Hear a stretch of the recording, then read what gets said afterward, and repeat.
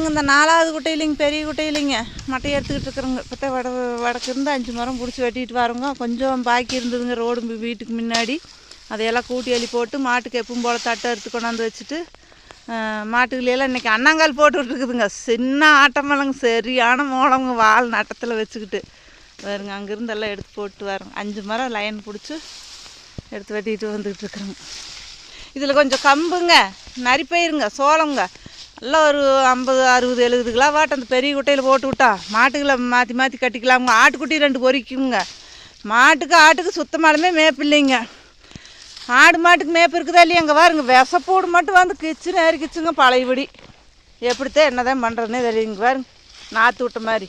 அதுக்குத்தான் என்ன பண்ணுறதுங்கன்னா இதை ஓட்டி விட்டு ஏதோ 2 வேச்சு விட்டா மாட்டையும் சித்த ஒரு நேரம் கட்டிக்கலாமுங்க. ஆட்டுக்குட்டி உள்ளே பொறிக்குங்க. மாட்டுகளுக்கு கொஞ்சம் தீனியும் கம்மியாயிடுச்சுங்க. வர தீனியெல்லாம் கொஞ்சம் தீந்துக்குச்சுங்க. மட்டை எடுத்துக்கிட்டு இருக்கிற